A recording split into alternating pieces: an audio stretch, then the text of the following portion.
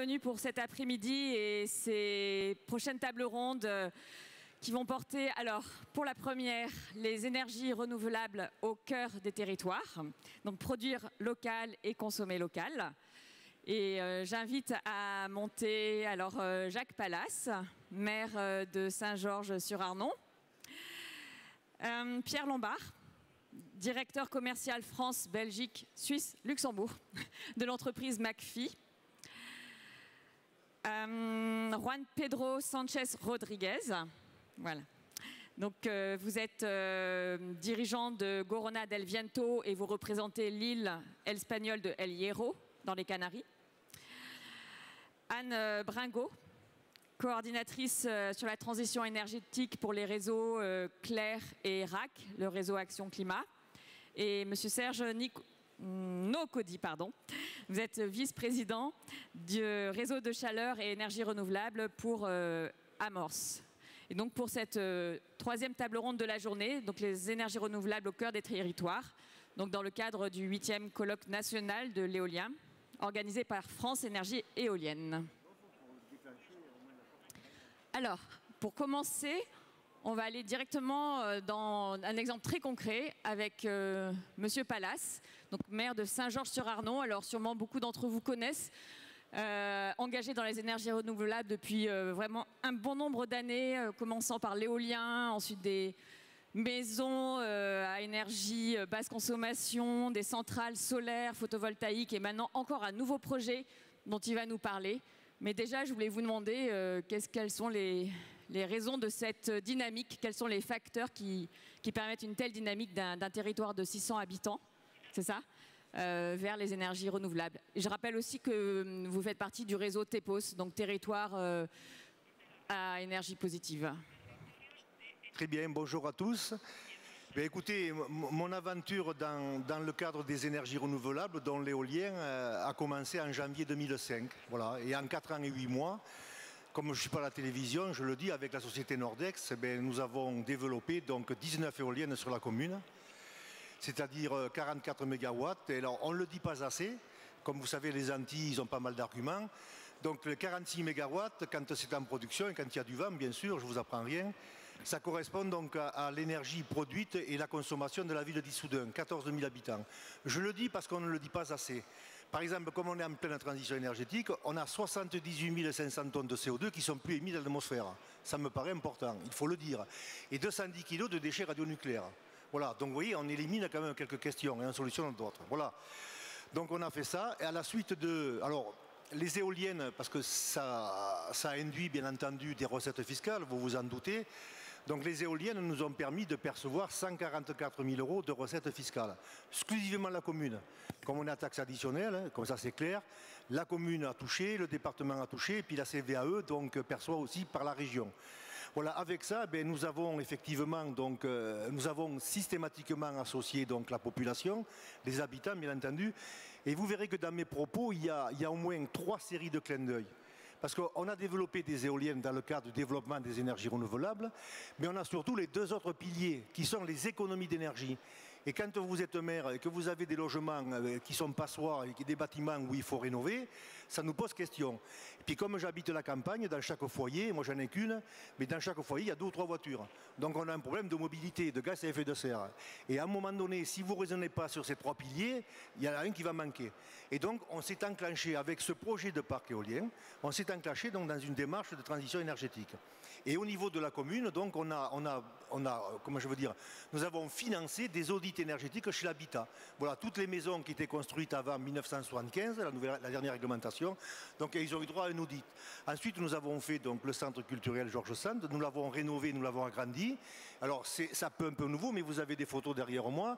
Donc la toiture, elle est végétalisée, le mur, il est végétalisé, on récupère l'eau de pluie, le chauffe-eau, il est solaire. C'est pas des parpaings, mais c'est des briques thermo, etc. Vous voyez, on a fait cela. L'éclairage public, on a économisé 25%. Voilà. Et puis, en général, c'est apprécié, on a diminué les impôts locaux. Voilà, on avait l'opportunité. Mais entre parenthèses, on s'était engagé pour une 2e fois. Mais sur les 144 000 € donc, de recettes fiscales, le gouvernement, en 3 ans, vient de m'en pomper 42 000. Donc voilà. la diminution de la taxe d'habitation, elle est plus ou moins remise en cause, mais on en discute avec les usagers. Voilà. Puis nous avons coupé des peupliers, nous avons fait des bois énergie, nous avons alimenté les chaudières de Bourges. Voilà. Nous avons, avec les enfants de la commune, nous avons participé à l'opération Un arbre pour le climat, donc 700 arbres, etc. Voilà donc, si vous voulez, ce qu'on a fait. Et dans les cartons, nous avons donc un projet d'un éco-lotissement, et puis comme on a une friche urbaine, on va certainement faire un éco-quartier. Voilà, donc ça c'était la première des choses. Mais voyez-vous, on ne s'est pas arrêté là, quoi. Là, voilà, la télévision, la presse, les catastrophes, tout ce que l'on peut vivre, pardon. Oui, voilà. Donc c'était pas suffisant. Et en octobre 2010, donc, nous avons créé une société d'économie mixte. Et nous avons donc osé, avec la communauté de communes, la région, le département, nous avons osé acheter 5 éoliennes. Voilà, donc c'est un investissement de 15,2 millions d'euros. Voilà, je vous garantis qu'on s'est gratté la tête. Voilà. Et ensuite, on a un retour d'expérience de 7 ans et qui est extrêmement positif. Et ce qui nous permet donc d'apporter pas mal de réponses, n'est-ce pas, aux préfets, aux percepteurs, même s'ils le voient tous, etc. Et puis, on ne le dit pas assez non plus, on a développé l'emploi, on a une zone artisanale et donc nous avons un centre de maintenance, Nordex. Et là, actuellement, il y a 20 emplois. Et Nordex, là, actuellement, ils sont à 125 machines pour 312 mégawatts. Donc vous voyez, quand des fois je dis que je suis un maire heureux, ben oui, je le suis parce qu'on a accompagné donc la parole, le geste à la réalité. Voilà donc ce que nous avons fait. Je ne vous parle pas de l'emploi qui a été développé lorsqu'on a construit le parc éolien parce que ça me paraît important. Mais je le répète, on ne le dit pas assez. Et puis ça c'est comment je veux dire, ça s'est encore enclenché puisque Ségolène Royal avait lancé un appel à projet, donc la transition énergétique. Et là vous avez aussi des photos derrière moi, vous aurez l'occasion de les voir. Et donc on a répondu donc à l'appel à projet. Et sur l'appel à projet, ben, nous avons donc 767 000 euros d'investissement. Alors dans les voitures électriques. Mais je fais un clin d'œil à mon ami, donc on va remplacer la voiture électrique par une voiture hydrogène, mais il en parlera davantage que moi. Et puis on va continuer avec les certificats d'économie d'énergie pour nos bâtiments. Vous voyez, tout le temps, ces fameux 3 axes. Voilà. Sur les 767 000 euros, eh bien, Ségolène Royal nous a filé 525 700 euros. Alors les collectivités qui n'avaient pas souscrit, eh aujourd'hui, voilà, ils font la triste mine, quoi. Hein, mais il faut suivre l'actualité et puis il faut répondre. Voilà. Et puis la dernière étape, elle va être très courte. Celle-là, je vous ai parlé, économie d'énergie, bâtiment, donc passoire, il faut qu'on fasse quelque chose. Il faut qu'on économise cette énergie, il faut qu'on ait un meilleur confort, etc. Donc il faut qu'on le fasse. Et la deuxième des choses, on est en commune rurale. Il faut absolument que l'on réduise les gaz à effet de serre. Alors certes, il y a les déplacements doux. La SNCF, au lieu de fermer la gare d'Issoudun, elle a qu'à la laisser ouverte. Et ce qu'on a fait donc avec le TEPCV, on va acheter 3 voitures électriques. Et au lieu d'en acheter 3, donc, on va en acheter une à hydrogène parce que nous avons un poste RTE ERDF qui est en construction, 120 MW, et on s'est dit, comme on ne stocke pas, tout le monde le sait, pourquoi est-ce qu'à un moment donné on ne réfléchirait pas donc à un lieu de stockage? D'où l'idée donc de faire de l'hydrogène. Et on a donc un projet de mobilité pour la voiture, pour un territoire. Alors on va commencer avec une station à hydrogène par électrolyse, et puis on a un projet donc d'acheter 15 voitures. Voilà, on va commencer petitement, mais je crois que ça fonctionne, le technicien nous en parlera davantage, mais voilà où nous en sommes. Et voilà. Et puis, la dernière des choses à la transition énergétique, on a fait 4 installations photovoltaïques. La mairie est recouverte de photovoltaïque, la guinguette est recouverte de photovoltaïque, et puis on a acheté une Smart Flower. Et puis on a fait 4 ombrières, ce qui veut dire que la mairie et la maison Georges Sand, donc on est quasiment en autoconsommation. C'est intéressant. Et puis on a, si vous voulez, schématiquement, on a 12 sites sur la commune, 30 000 kilos de consommation électrique. Avec mes 4 installations, on va arriver à 26 000, plus une recette. Donc vous voyez, voilà, quand je dis, j'en termine, je ne sais pas si j'ai encore un petit peu de temps, c'est vrai.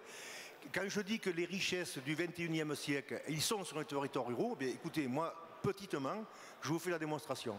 Et il faut absolument que les collectivités, les élus, donc avec les porteurs de projets, avec la FE, il faut qu'on se mette autour de la table et qu'on bâtisse donc des projets de transition énergétique sur nos territoires.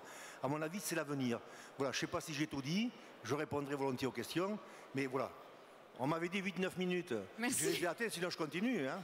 Non, merci, c'était très, très intéressant. TEPCV, donc c'est territoire à énergie positive pour la croissance verte, et qui vous a permis d'avoir un financement. Mais vous avez déjà, on a vu avec la fiscalité, aussi de l'argent pour investir dans tous ces projets. Donc le prochain, une borne à hydrogène et des véhicules électriques. Alors justement, on va continuer sur l'hydrogène. On en a parlé ce matin et là, on va poursuivre justement sur l'avantage de cette énergie la mobilité électrique au niveau local. Donc je passe la parole à Pierre Lombard, qui est directeur commercial de la société McPhy, qui est une entreprise qui développe et conçoit et installe des bornes hydrogène, des stations hydrogène pour véhicules à pile à combustible. Alors, les avantages justement de cette énergie au niveau local, peut-être avant, peut-être nous dire deux mots quand même sur le concept, que si tout le monde ne connaît pas. Alors, oui, bonjour à tous, merci pour l'intervention. Donc, Monsieur Pallas, effectivement, nous montre bien l'implication des territoires dans la création de valeurs, de nouvelles valeurs et de l'enthousiasme qu'ils peuvent apporter. L'hydrogène est une solution qui permet effectivement de liaisonner l'aspect production d'ENR, le stocker et l'utiliser sous des nouvelles formes qu'on voit apparaître aujourd'hui, j'en parlerai un petit peu après. Donc effectivement, ça marche d'abord par la volonté des territoires qui veulent récupérer leurs ENR pour un usage direct sous toutes ces formes. Mobilité, qui va être un gros sujet à l'avenir pour notre monde. Donc, pour faire un petit topo, donc je remercie aussi, je crois que vous avez eu peut-être ce matin Nicolas Hugla-Anglas de la société VDN qui se lance sur un projet similaire en tant qu'opérateur d'éolien en termes d'acceptabilité dans les territoires des nouvelles formes, des nouvelles solutions. Donc ça en fait partie, donc ça commence à prendre. Et autres. Donc l'éolien, donc McPhy fabrique aussi ce qu'on appelle des électrolyseurs. Et ça c'est la base qui fait la jonction entre les deux mondes. Donc un électrolyseur électrolyse de l'eau avec de l'électricité d'origine ENR pour la stocker, cette énergie sous la forme hydrogène, d'hydrogène pour être exact.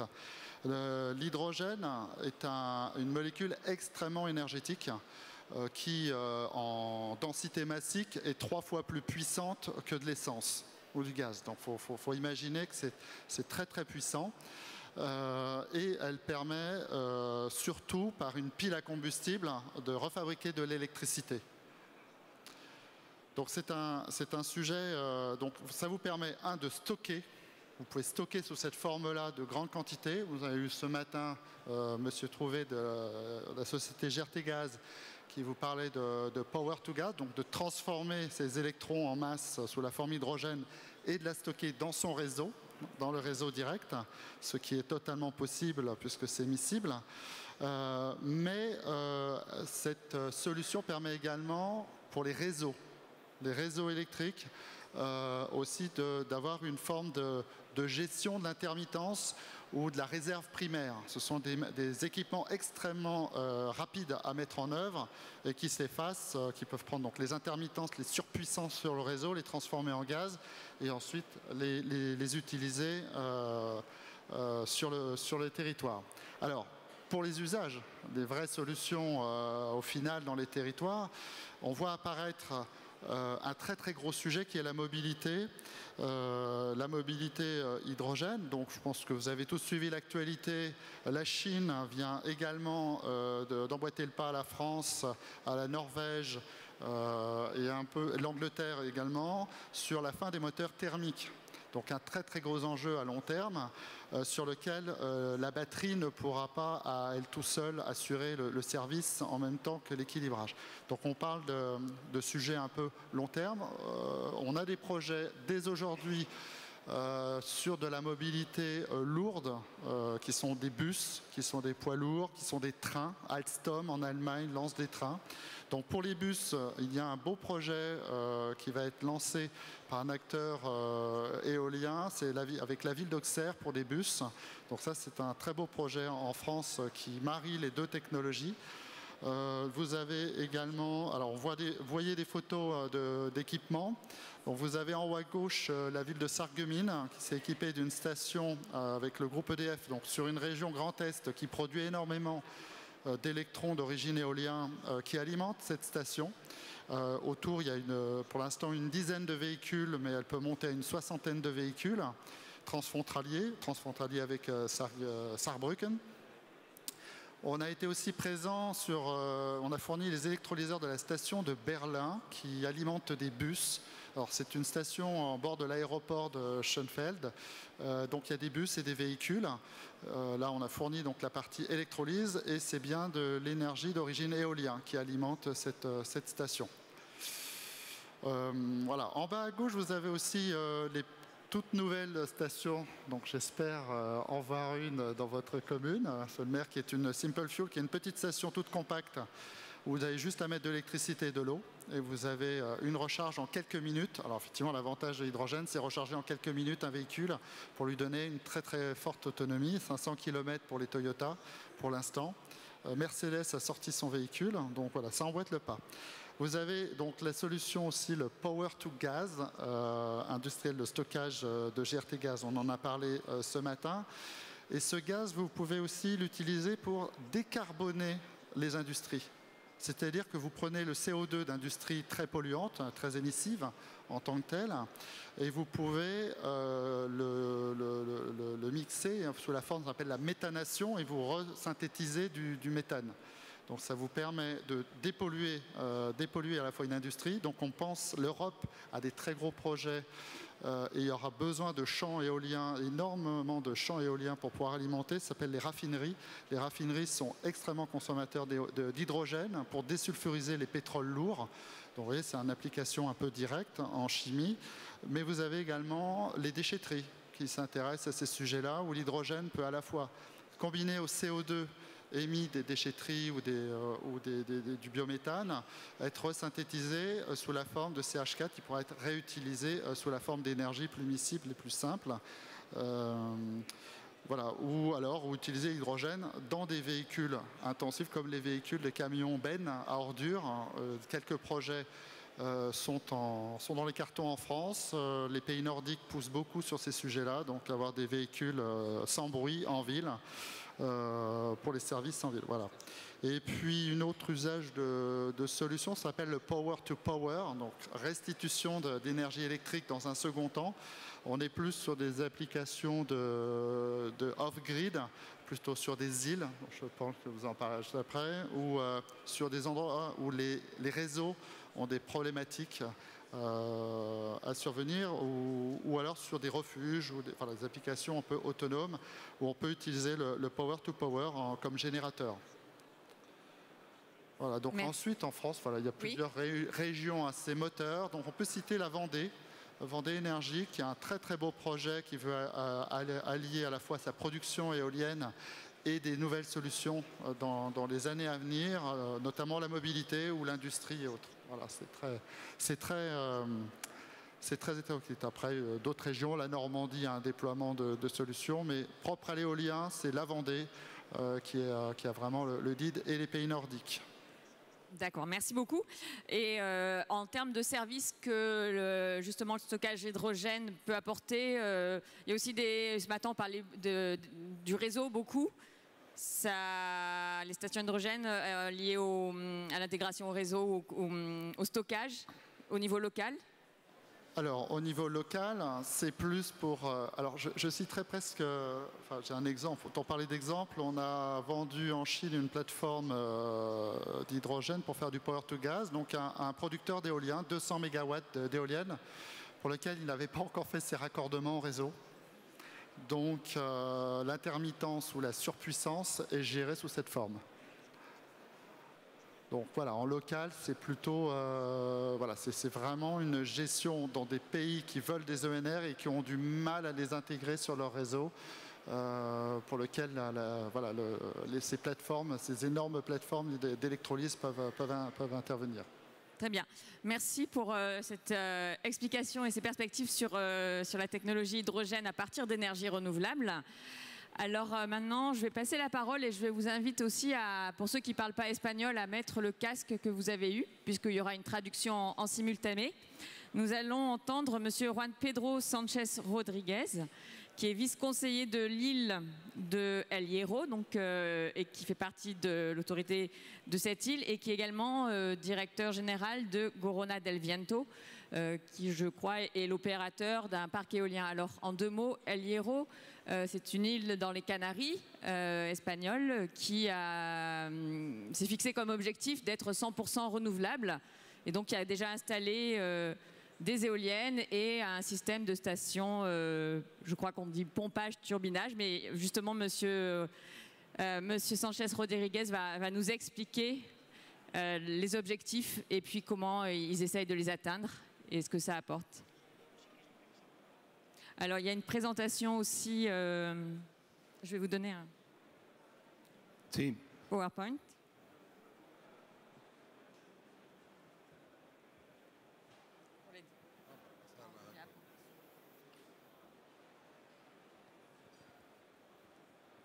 Sí, muchas gracias. Merci beaucoup. Merci de m'avoir invité à ce colloque. Effectivement, je viens de cette magnifique île, celle des Canaries, celle del Hierro en espagnol. Elle se situe à l'est de l'Afrique. Elles sont plus connues sous le nom des îles Canaries. Et c'est une île qui comporte 10 000 habitants et qui fait à peu près 700 km². Et actuellement, on a reconnu cette île comme participant à ce réseau de parcs respectant la biodiversité et la biosphère. Et nous avons ce projet de créer ce parc marin. On a également pensé à un projet de développement avec un projet phare qui consisterait à créer une centrale hydraulique pour produire l'énergie que nous consommons, dont nous avons besoin. Ce projet comporte plusieurs composantes, bien évidemment. L'énergie est produite par un parc éolien avec 5 éoliennes, pardon. Et ma partie de l'énergie qui est produite va au réseau et l'autre partie est utilisée pour faire arriver l'eau d'un endroit dans les nappes à un niveau plus élevé. Ce qui nous constitue une réserve d'énergie pour pouvoir produire davantage d'énergie dans les moments où il n'y aurait pas de vent, par exemple, de façon à créer un réseau stable pour une île qui effectivement est relativement petite et qui a peu de moyens et de ressources. Sans ces parcs. Donc nous avons besoin de stabiliser ce réseau de façon à pouvoir jouer avec les différents changements, les montées et les baisses des éoliennes, ce qui se régule avec les turbines, avec cette pompe à impulsion. C'est un projet qui pour l'instant est couronné de succès. Depuis que nous l'avons commencé, et nous avons une capacité de 384 000 avec un dépôt supérieur et inférieur de mètres cubes, pardon, excusez-moi. Il y a un dénivelé qui se crée de 27 km, de 250 mètres, pardon, entre les deux niveaux. Il y a également au fond de cet emplacement, on a localisé les 4 turbines. La partie inférieure, on a une capacité de 158 000 mètres cubes. Et le parc éolien en lui-même se compose de 5 éoliennes et de 23 avec une capacité de 23 mégawatts. Ces turbines ont été fabriquées sur mesure pour ce projet. Nous pouvons également observer les turbines. Là, sur la droite, il y en a 4 qui fonctionnent à 4,8 mégawatts. Il y a donc ces 2 pompes qui peuvent servir à réguler les flux, qui sont sur du 5 mégawatts, du 5,5 mégawatts pour être précis. Et évidemment, la collection de tous ces composants eh bien, nous donne cette possibilité de pouvoir compter sur une centrale qui fonctionne et qui produit de l'énergie pour la majorité des jours de l'année et produit quasiment 100% de l'énergie dont nous avons besoin. Mais il faut garder en tête que cela est le résultat d'une longue enquête où nous avons travaillé pour réunir tous les éléments nécessaires et c'est un work in progress, si je puis me permettre l'expression. Cela évolue et varie avec les besoins et le temps. Depuis 2015, par exemple, nous sommes parvenus à 30% de l'intégration des énergies renouvelables dans la consommation de l'île en elle-même. Et en 2017, on a avancé jusqu'à 41%. En 2016, pardon. Et on espère atteindre les 50% pour 2017, pardon. Nous souhaitons, dans 1 ou 2 ans, parvenir à 70% avec l'espoir d'atteindre à 100% dans quelques années. En tout cas, nous nous efforcerons d'atteindre ces objectifs. C'est un projet qui a été promu par le gouvernement local, par la mairie. Mais évidemment, nous avons donc d'autres partenaires avec lesquels nous travaillons du domaine public.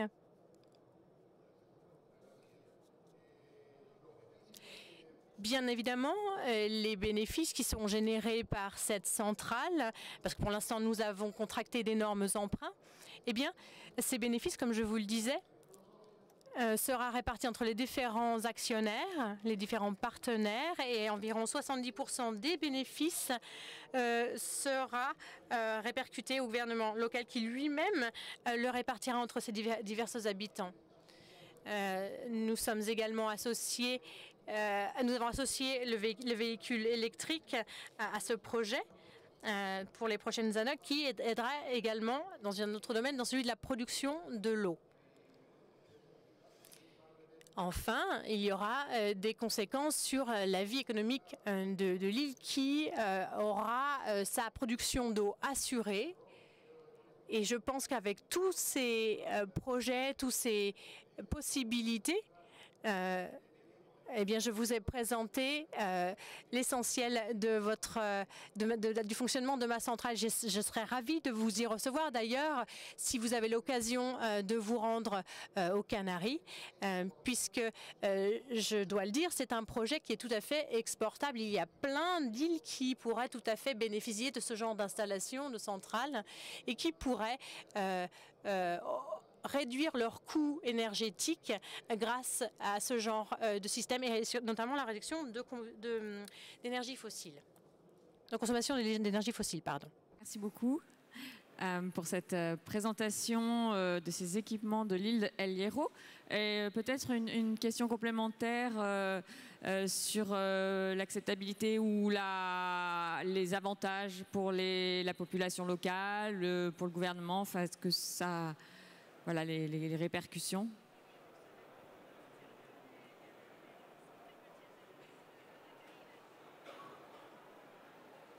Bueno, los beneficios. Eh bien, pour ce qui est des avantages, eh bien, ils sont économiques et essentiellement. Si on a une centrale qui n'émet pas de gaz à effet de serre, où l'on n'a pas besoin de dépendre de la production de combustibles fossiles, eh bien, il y a une véritable répercussion immédiate, directe sur la population qui, d'ailleurs, en reçoit et recevra les bénéfices en production d'eau, dans un niveau social, bien évidemment. En production d'eau, c'est parce qu'il y a des usines de salinisation de l'eau de mer, c'est ça, qui vont fonctionner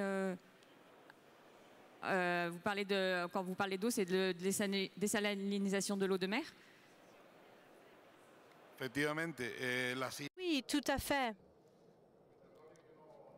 Excusez-moi, je ne l'ai peut-être pas très bien expliqué. Effectivement, dans beaucoup d'îles, le problème c'est que nous n'avons pas d'eau. Cela peut sembler ironique, mais ça c'est un énorme souci. Donc l'objectif est fondamental et le but de la création de cette centrale, c'est de s'assurer de pouvoir pourvoir aux besoins en eau de la population. de l'île, qui donc contient trois équipements pour dessaler l'eau de mer. Électricité d'origine éolienne. Donc produire de l'eau à partir de l'électricité d'origine éolienne. En partie. C'est ça l'objectif. Sí, effectivamente, el agua. Oui, totalement. L'eau que nous consommons, la majeure partie de l'eau que nous consommons dans l'île provient est la résultante de cette centrale, du travail de la production de cette centrale. Le cercle vertueux des énergies renouvelables pour une île de 10 000, un peu plus de 10 000 habitants. Alors, je vais passer la parole à Anne Bringot, donc, qui est coordinatrice sur la transition énergétique pour le réseau, à la fois pour le CLER, qui est le réseau pour la transition énergétique, qui fédère 280 structures professionnelles en France, et le RAC, donc Réseau Action Climat, qui représente également un réseau mondial d'ONG qui regroupe en France 19 associations nationales et 10 associations locales. Et au niveau mondial, 1100 membres. Voilà. Alors peut-être déjà Anne Bringot, que pensez-vous de ces expériences qu'on vient d'entendre aussi bien à Saint-Georges-sur-Arnon que El Hierro? Oui, bonjour à tous. Donc, je fais partie du CLER qui anime aussi le réseau des TEPOS, les territoires énergie positive, dont on a vu un exemple très enthousiaste, c'était très intéressant. Ce qu'on retient finalement de ces trois interventions, est-ce qu'on peut retenir en général? On sait que la transition énergétique, c'est un processus où on a une décentralisation de la production d'énergie renouvelable. Ce n'est pas à vous que je vais l'apprendre, mais ce que l'on voit ici, c'est que ça fait monter aussi de nouveaux acteurs. Auparavant, l'énergie, c'était vraiment quelque chose qui était entre les mains de grosses entreprises, alors avant publiques, et qui n'était vraiment pas du tout une question qui était posée à d'autres acteurs. Maintenant, d'autres acteurs, des collectivités, des îles, des citoyens, de nouvelles entreprises avec de nouvelles filières montent. Et ça, c'est quelque chose qui est assez nouveau. Et il y a un livre qui est intéressant sur ce type de questions qui s'appelle « Scénario de transition énergétique en ville », qui a été écrit par plusieurs chercheurs, dont Gilles de Bizet. Je vous conseille la lecture de ce livre qui est vraiment très intéressant. Il y a aussi des petites vidéos sur Internet qui montrent un petit peu les différents scénarios. En fait, ils se sont posé la question de comment va devenir ma ville en transition énergétique en fonction de l'acteur dominant. Qu'est-ce que ça change d'avoir comme acteur dominant l'État, les grandes entreprises, les collectivités ou bien des coopératives. Et on voit que les choix techniques sont différents.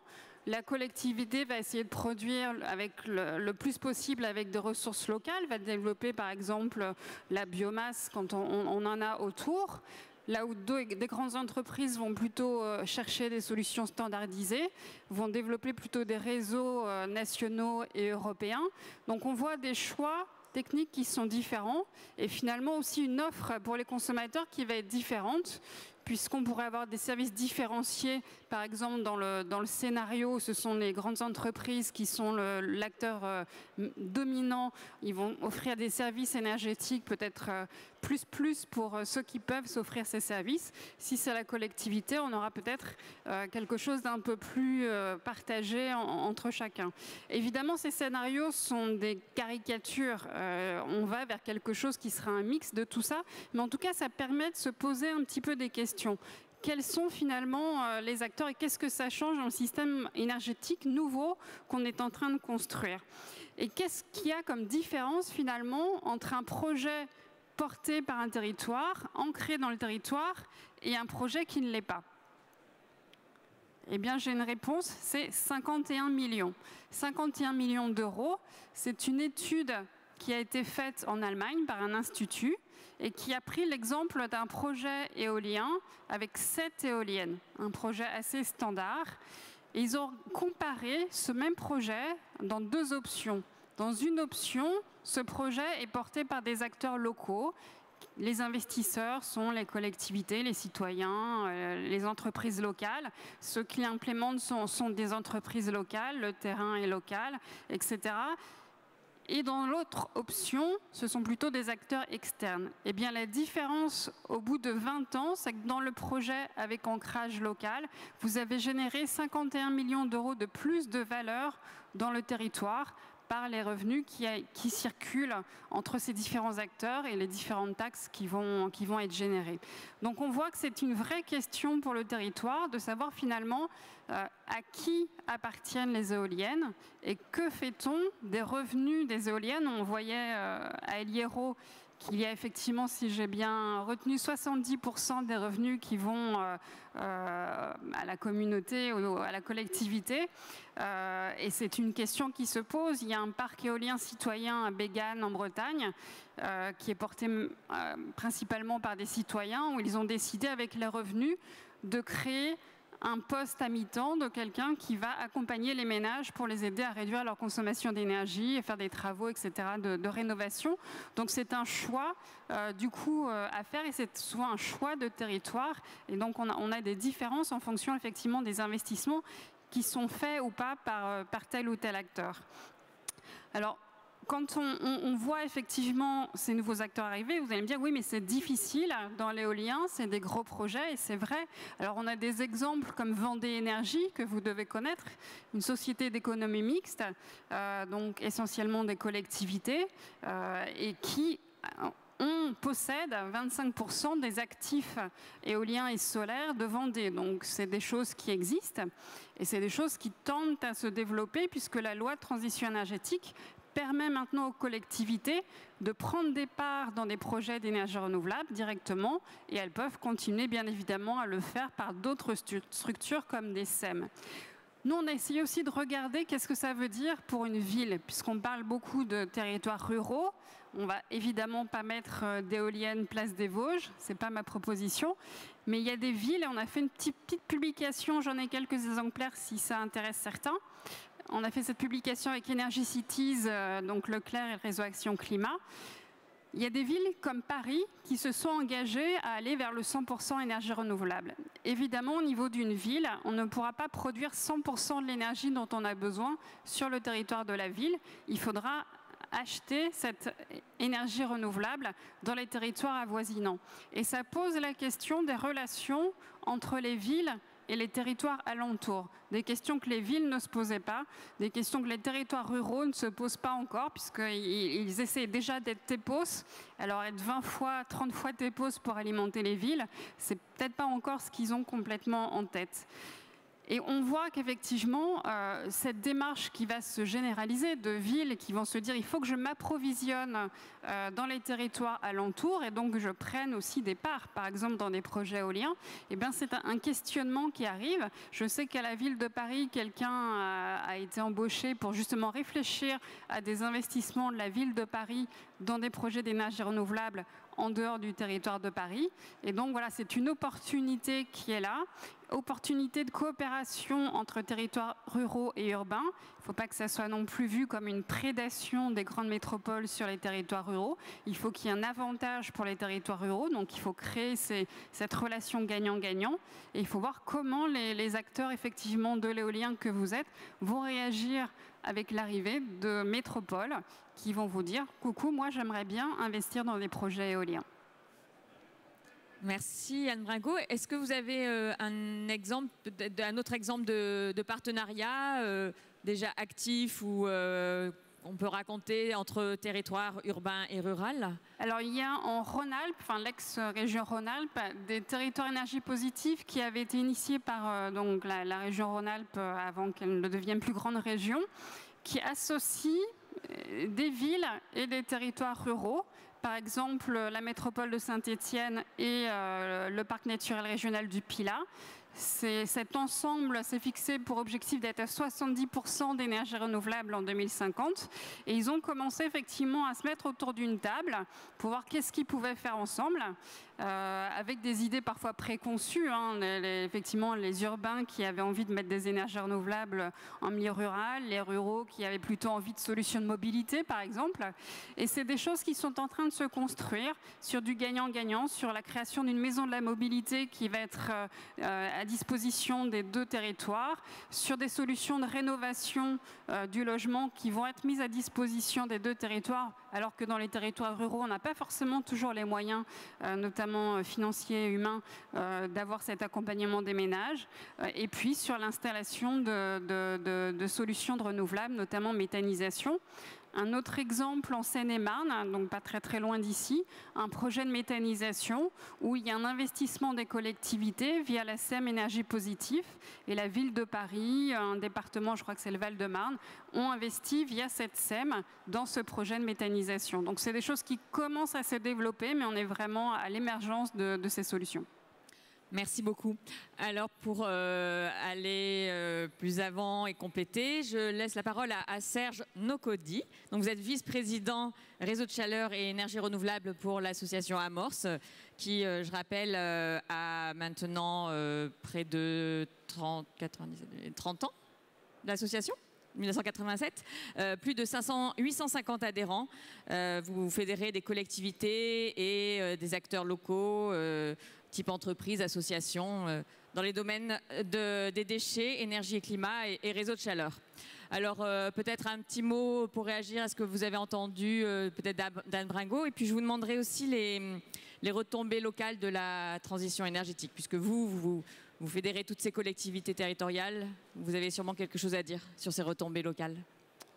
Tout à fait. Bien. Écoutez, je me présente, donc je suis vice-président d'Amorce, c'est vrai, mais surtout j'anime avec d'ailleurs mon ami Jacques Pallas le club Cléo que nous avons créé, qui consiste à parler de l'éolien au sein d'Amorce et en même temps d'aller plus loin sur l'économie circulaire liée aux différentes activités d'Amorce. Mais il ne faut pas oublier qu'Amorce, ce n'est pas que des collectivités, c'est également des entreprises et des professionnels. Donc c'est important parce que c'est le croisement et le foisonnement en fait des vrais problèmes que rencontrent à la fois les collectivités et les entreprises.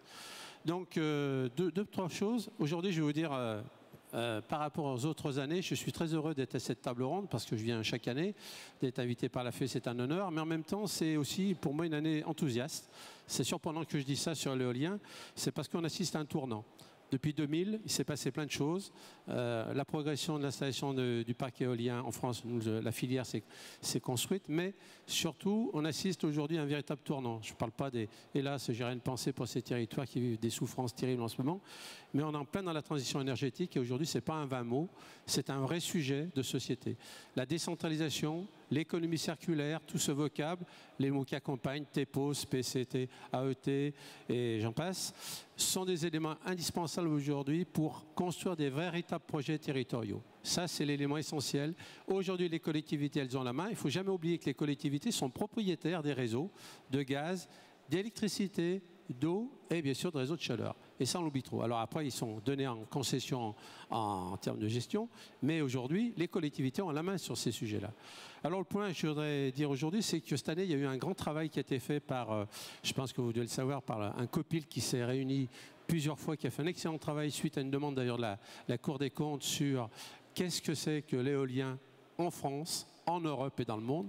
On a une véritable photo aujourd'hui, grâce à l'ADEME et aux partenaires qui ont travaillé sur le sujet, le CER, l'a fait, Amorce bien sûr, et on a pu avoir un véritable éclairage sur ce que représente l'éolien à l'échelle mondiale, européenne, française. Donc ça permet de démythifier aussi certaines problématiques, je reviendrai sur la fiscalité et d'autres sujets. Quelques chiffres quand même, parce qu'il faut quand même bien fixer les esprits. Nous devons passer à 23% dans le mix énergétique en 2020 d'énergie renouvelable. Nous devons passer à 32% en 2030. Donc c'est des véritables challenges qui sont devant nous. Et en même temps, il faut bien reconnaître que pour l'éolien, quand on regarde, aujourd'hui il y a 12 100 MW installés à mars 2017. Nous devons passer à 15 000 en 2018, voire à 21 000, à 26 000 en 2025. Donc ça veut dire qu'aujourd'hui, il y a un vrai travail de prospection. Et c'est là où notre rôle d'Amorce intervient, c'est que nous sommes rendus compte depuis des années que, hélas, il y avait des tensions à l'élaboration des projets éoliens.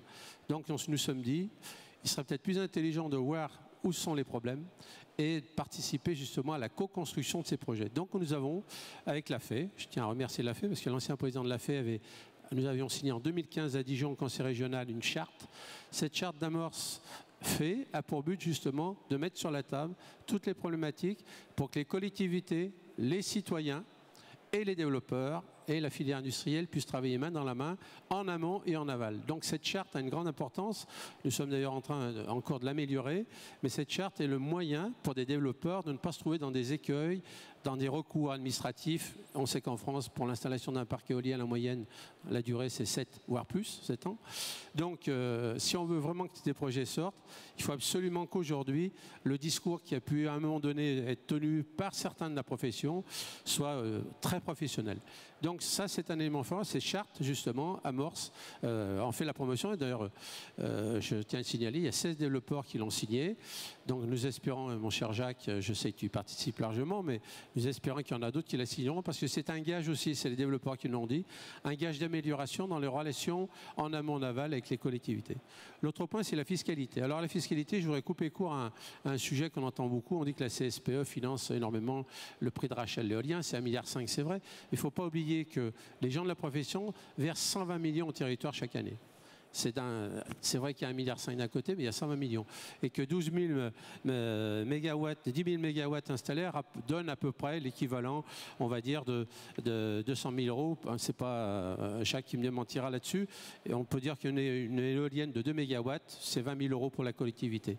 Donc, c'est pas négligeable, parce que c'est ces moyens-là qui vont permettre, financiers, de construire des vrais projets territoriaux et d'aider justement à faire comprendre aux citoyens et aux élus que l'argent de la fiscalité éolienne peut servir à faire ce qui s'est fait à Saint-Georges-sur-Arnon, mais sur d'autres territoires, et en même temps faire des projets participatifs. Nous, à Morse, on défend vraiment le rôle du citoyen qui s'empare de ces sujets-là. Alors on parle de SEM, vous savez, il y avait un parc, c'est le parc des Ailes en Moselle, qui avait été construit il y a plusieurs années.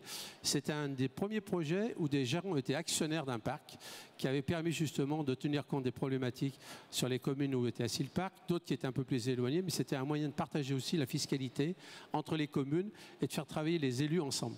Parce que c'est vrai que la difficulté, c'est qu'il y a normalement, il y a 3 collectivités qui touchent. Il y a la région, le département et les communes, ou les EPCI. Et souvent, c'est une vraie bagarre, on peut employer ce terme-là, entre élus qui peuvent avoir l'impression, dans leur domaine de leur prérogative, que la commune ne touche pas et que le PCI touche et répartit ensuite. Mais si on veut construire des vrais projets d'énergie renouvelable, que ce soit dans le domaine des TEPOS, que ce soit dans le domaine de la biomasse, du photovoltaïque, il est préférable qu'il y ait un véritable partage de la richesse, qui est donc donné par l'éolien. Puis un dernier point sur l'emploi. Alors sur l'emploi, moi je suis très sceptique, je vais vous dire, ça va peut-être vous surprendre. Alors on donne des chiffres, on dit l'éolien c'est 12 000, 18 000 emplois. Mais on se rend compte que c'est pas aussi simple que ça, parce que les projets quand les projets se construisent, c'est vrai, ça développe des activités dans le génie civil, ça met en branle aussi d'autres acteurs locaux, mais le vrai problème, et c'est une question qu'on se pose dans la charte, c'est comment faire bénéficier aux entreprises locales des marchés qui vont être justement liés à la construction d'un parc. Et après, comme on sait qu'aujourd'hui, de plus en plus, la technologie fait que la gestion de l'éolien se fait à distance, ce qui serait bien, c'est que je pense, et d'ailleurs il y a une région, je ne le cache pas, c'est la région Hauts-de-France, qui veut faire un livre blanc sur l'éolien pour savoir quel est aujourd'hui vraiment l'impact de l'emploi généré par l'éolien. Parce que est-ce que ce sont des emplois directs, indirect? Est-ce que réellement derrière, ça propose des formations des jeunes qui pourraient intégrer ces métiers de l'éolien, plutôt que ce soit des travailleurs étrangers qui viennent dépanner les éoliennes en France? C'est un vrai sujet.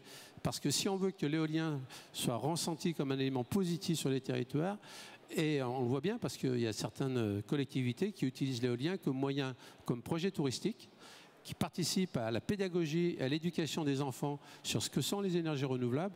Donc il faut absolument qu'on puisse avoir des chiffres précis, des chiffres connus et qui puissent être utilisés comme moyen pédagogique. Voilà ce que je voulais dire de manière plus large et plus globale, et je suis prêt à répondre aux questions. Merci beaucoup pour votre intervention. Alors je précise peut-être pour les personnes qui pensaient entendre Annabella Rosenberg, qui justement aurait pu nous parler d'emploi, a été obligée de s'absenter, donc c'est pour ça qu'elle n'est pas là aujourd'hui, elle est excusée. Et peut-être je vais passer la parole à... Juste un point, excusez-moi de reprendre la parole, je ne devrais pas le faire, mais un point important, j'ai oublié de le dire, nous sommes aujourd'hui dans ce colloque avec un premier constructeur français qui s'installe sur le marché. Il faut signaler que Poma Galski, Poma pour le nom l'abrégé, se lance dans l'éolien en ayant investi dans un, justement, j'ai oublié ça en parlant de l'emploi, construit une usine toute neuve à Gilly-sur-Isère en Savoie et donc se lance dans l'éolien. Je dis chapeau et donc j'espère qu'il y aura d'autres émules et qu'il n'y aura pas que, c'est pas que l'Europe, mais c'est aussi la France. Voilà. Donc ça crée de l'emploi, j'imagine. Et alors peut-être sur cette question de l'emploi, je vous invite, comme vous avez soulevé un point peut-être intéressant, Anne Bringot, pour Leclerc et le RAC, vous avez aussi peut-être quelque chose à dire sur la question de l'emploi ? Oui, alors hier, vous avez dû voir ce baromètre de l'éolien qui est sorti, qui montrait effectivement des chiffres en emploi. Et il y a de mémoire le détail sur les emplois de maintenance. Donc on a quand même des informations. Je voyais hier un communiqué aussi de la région Bretagne qui citait 30 ou 35 emplois déjà présents. C'était Bretagne, mais moi je suis bretonne, hein, mais c'est pas pour plaider pour ma région, mais qui sont vraiment localisés près des parcs éoliens qui sont actuellement implantés en Bretagne. Donc il y a bien des emplois locaux qui sont créés et les énergies renouvelables créent beaucoup plus d'emplois puisque demandent beaucoup plus de main-d'œuvre que les énergies fossiles ou le nucléaire. On sait aussi qu'y compris sur les solaires, où on dit souvent ce sont des emplois chinois parce que les panneaux solaires viennent de Chine. Certes, on préférerait les produire chez nous, mais la valeur ajoutée, elle est à 60% sur l'installation et la maintenance. Donc de toute façon, ça génère des emplois puisqu'il faut bien aller poser ces panneaux solaires sur les toits, faire la maintenance, il y aura ensuite le recyclage. Donc il y a effectivement une création d'emplois qui existe. On parle de dizaines, centaines de milliers d'emplois. C'est des chiffres qui ont été évalués dans le cadre de la programmation pluriannuelle de l'énergie. Il y a des filières de formation qui sont déjà en place, je sais, sur l'éolien notamment. Ça permet aussi à des personnes de se reconvertir de secteurs qui perdent des emplois vers ces nouveaux secteurs. Donc c'est vraiment une opportunité. Et au sein du réseau Action Climat, on est en train de développer avec l'ADEME un outil qui permettra d'évaluer une politique territoriale, par exemple un plan climat, air, énergie territorial, son impact en emploi. Donc on pourra mettre dans l'outil les différentes mesures qu'on a envie de mettre en œuvre et voir, alors c'est au niveau d'un PCAET ou d'un SRADET si au niveau d'une région, c'est quoi l'impact en emploi. Et donc ça serait intéressant du coup de pouvoir avoir cette évaluation, ce qui est le début pour ensuite entraîner effectivement des politiques de formation et la généralisation de ces filières. Merci. Jacques Pallas, je sais que vous avez parlé aussi d'emploi dans votre présentation. Vous voulez rajouter un mot sur cette question? Non, il y a eu des emplois créés sur votre commune.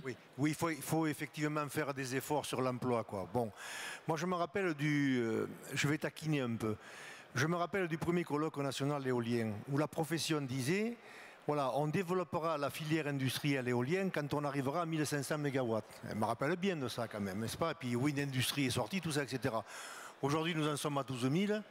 Je ne dis pas qu'il n'y a pas des efforts de fait, mais il faut en faire. Alors il faut en faire de la part des professionnels, par exemple, mes 19 éoliennes qu'on avait fait en 2007 à Saint-Georges, l'acier, il est arrivé d'Italie, alors que dans le même temps, on fermait Arcelor, etc. Comment je veux dire, qu'est-ce qu'il y avait d'autre encore? Les fûts, ils arrivaient d'Allemagne, bon, voilà, donc il faut stopper. Mais dans le même temps, il y a quelque chose que vous ne pouvez rien, on va avoir 11 éoliennes de plus. On m'avait promis, Nordex m'avait promis des Francéoles. Bon, je lis la presse comme tout le monde, et Francéoles est en difficulté. Bon, vous y pouvez rien. Bon, après, Vernier, donc leader mondial de la petite éolienne, en difficulté. Voilà. Donc il se passe quelque chose, quoi. Effectivement, vous n'êtes pas pour rien. Voilà, vous n'êtes pas pour tout là-dedans. Il faut que les pouvoirs publics et la profession et les associations, il faut qu'on se mette autour de la table et qu'on ait la vitesse grand V. Le deuxième exemple, mais vous y pouvez rien. Je suis de la région centre. On est à peu près à 1000 MW. La responsabilité de la formation, c'est les lycées, c'est les régions. Mais écoutez, ça fait 10 ans que je me bagarre avec la région centre, gauche, droite, choisissez, où c'est qu'on n'a encore pas un lycée qui fait de la formation professionnelle pour la maintenance et la gestion. Le résultat des courses, sur mon centre de maintenance à Saint-Georges, j'ai des Portugais, j'ai rien contre, hein. J'ai des Espagnols, j'ai des Allemands, les gars ils arrivent du Mans, ils arrivent de la Bretagne, ils arrivent de partout, et personne de la Champagne ibérichonne. Voilà, ça il faut, vous voyez, il faut qu'on se mette autour de la table, la profession, les associations, les élus, et il faut qu'on développe véritablement cette filière industrielle. Elle a commencé, mais il faut aller au-delà, quoi, vu les perspectives. Peut-être que, je ne sais pas si tout à l'heure, on va faire aussi une phase questions-réponses. Il y a des personnes qui ont quelque chose à ajouter ou des représentants de l'éolien sur ce sujet. Et peut-être aussi, je voulais vous demander comment développer encore plus les énergies renouvelables. Là, on voit justement au niveau local tout ce que ça permet, tous les avantages. Qu'est-ce qui manquerait pour que ça aille encore plus vite, l'essor des énergies renouvelables? Alors, vous, on voit tout ce que vous faites. Qu'est-ce qui vous manquerait de plus? Il faut qu'on développe un peu plus, effectivement. Je me permets de parler au nom des maires. Je crois qu'on retarde un petit peu. On parlait de la transition énergétique pour la croissance verte. Imaginez, Ségolène Royal, elle nous a fait signer une convention financière pour financer à 80% des investissements en transition énergétique. On est, je crois, 500 communes ou 500 territoires à l'avoir fait. Donc vous voyez qu'il y a, les élus portent une responsabilité. Ensuite, la loi TEPCV, elle date d'il y a 2 ans. Donc vous voyez, il faut assimiler tout cela. Et ça, je crois que ça doit se traduire par des projets territoriaux. Alors, j'alerte la salle. On est en train de réécrire tous les documents d'urbanisme. Le STRADET, le schéma régional climat-énergie, les PLUI, les SCOT, la loi, etc. Et bien c'est là-dessus, il faut que les élus s'en accaparent et il faut qu'ils inscrivent donc des projets et qu'on fasse des développements de territoire sur la transition énergétique. Voilà, la porte est grande ouverte, mais il faut y aller. Alors après, il y a le problème de l'argent, je suis d'accord. Alors moi, là aussi, j'attire l'attention parce qu'on est en manque, je suis d'accord. Mais je prends l'exemple de l'éolien. On est à 12 000 mégawatts d'énergie éolienne en France, en puissance. Vous multipliez par 11 000 € par mégawatt de recettes fiscales, il ne faut plus qu'on me dise qu'il n'y a pas assez d'argent, quoi. Et moi, je suis un maire qui dit, à un moment donné, sur ces 11 000 € par mégawatt, à un moment donné, si on se met d'accord et si on en pompe 25% et que l'on introduit ça dans un fonds commun d'investissement, eh bien nos bâtiments publics, privés, etc., oui, on va les rénover. Oui, ça va faire des apprentis. Oui, ça va faire des bureaux d'études, etc., etc. Vous voyez comme l'on y va. Voilà. Il faut un élan, quoi. Il faut le faire. Oui, parce que vous avez utilisé une bonne partie de cet argent pour de nouvelles actions en faveur de l'environnement, des énergies renouvelables, mais cet argent n'est pas fléché particulièrement, en fait, pour les collectivités. Ouais. Attendez, sur la dynamique aujourd'hui des ENR, je crois que ce que dit Jacques Pallas, c'est vrai, c'est la volonté des élus, mais aussi des structures qui accompagnent comme Amorce ou comme les agences régionales de l'énergie. Il faut absolument que derrière, si vous voulez, les projets, il faut qu'il y ait rapidement, on puisse avoir un process qui soit simple, léger. Donc moi je vois sur la région Auvergne-Rhône-Alpes, le photovoltaïque par exemple, c'est 30 millions d'euros d'investissement qui ont été faits par des entreprises locales parce qu'il y a eu une mobilisation forte des élus, des citoyens et qui se sont emparés justement de la loi de transition énergétique. Donc si en plus aujourd'hui, vous savez qu'on parle du coût du carbone, donc normalement c'est d'ailleurs un des discours d'Amorce, Amorce fait une partie de la taxe sur le carbone reviennent aux bénéfices, on a chiffré à peu près 1,5 milliard au bénéfice des énergies renouvelables. Parce que c'est un vrai débat, parce que ça pose le problème, il y a déjà la TGAP, donc la taxe sur les énergies polluantes, mais si la taxe carbone continue, comme c'est prévu, l'a dit le ministre Hulot, normalement, on devrait avoir des ressources financières pour aider les territoires, en particulier les territoires ruraux, parce que ce qu'a dit tout à l'heure ma collègue Duclerc, c'est qu'il faut bien regarder qu'il ne faut pas qu'il y ait une opposition entre l'urbain et le rural. Il faut que l'urbain et le rural travaillent ensemble. Parce que si c'est le rural qui fabrique l'énergie, que c'est l'urbain qui le consomme, il y a un problème quand même. Merci.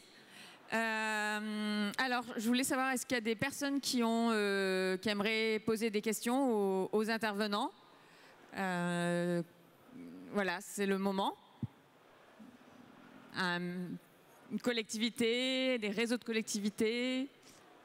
L'exemple de El Hierro. Vous levez la main. Oui, monsieur.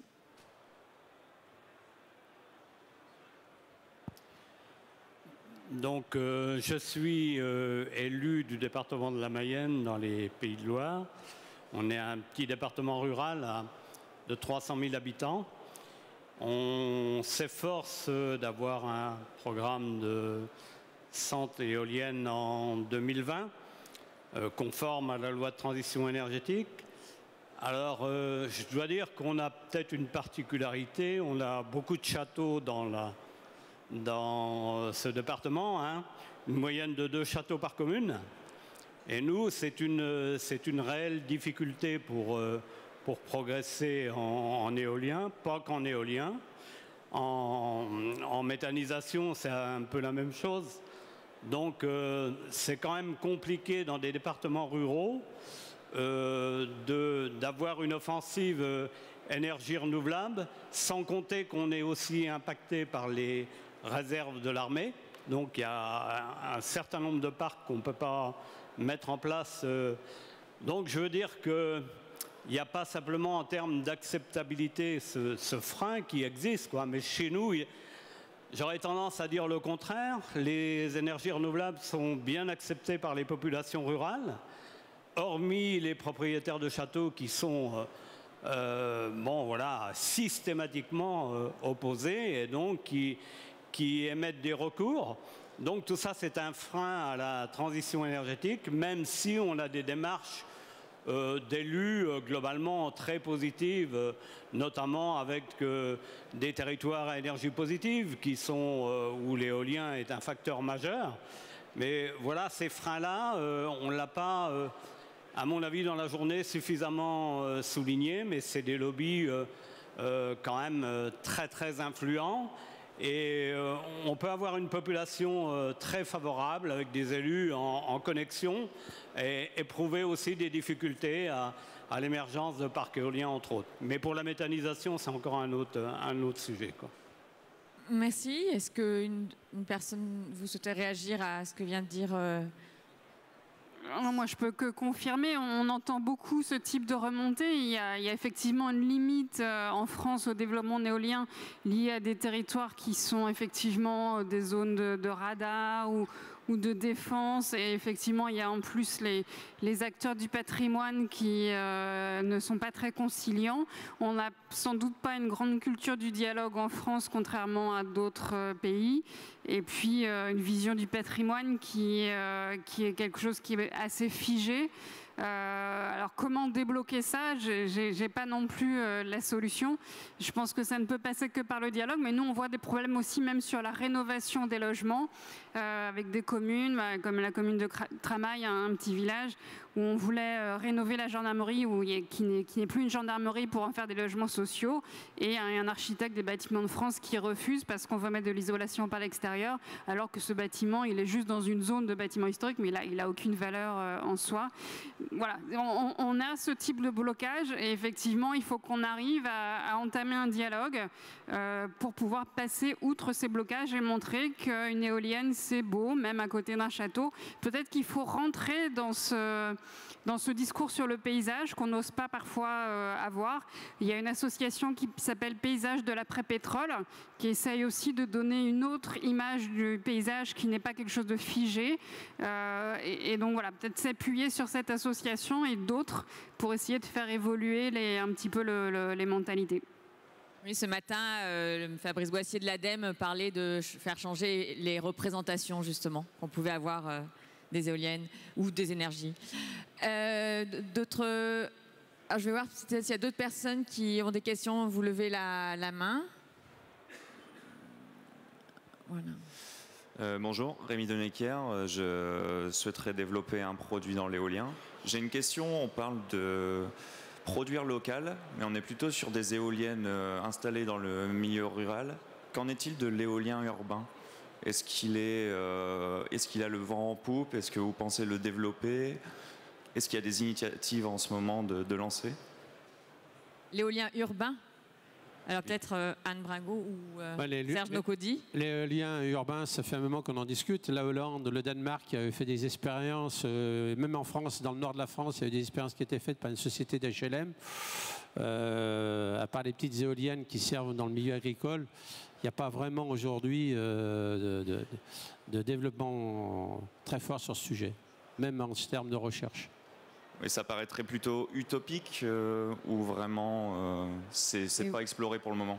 Mais vous parlez de petites éoliennes ou alors vous parlez de grandes éoliennes dans les villes? Éoliennes horizontales. Vous parlez des petites éoliennes? Oui, plutôt. Ah oui, c'est peut-être pas exactement la même...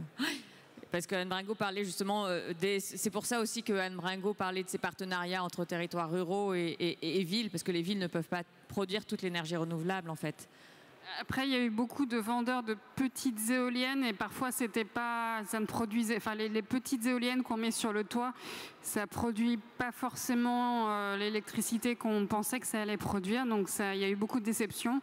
Ça peut aussi déstabiliser un peu la structure. Voilà, donc après il y a d'autres solutions probablement en recherche et développement, mais pour l'instant l'éolien, on sait qu'on a encore beaucoup de marge sur le développement de l'éolien terrestre plutôt traditionnel, des mâts de plus en plus hauts, enfin voilà, c'est plutôt dans cette direction-là qu'on s'oriente, et puis l'éolien en mer évidemment. Merci, peut-être une dernière question et puis on passera à la table ronde suivante. Donc, bon, bah, écoutez, voilà. Est-ce que entre vous, vous avez une dernière remarque à faire ou que vous voulez absolument dire, Monsieur Sanchez, Sanchez Rodriguez, sur ce que vous avez entendu, peut-être une réaction? Bueno, Eh bien, je pourrais vous donner l'exemple de l'île de Hierro.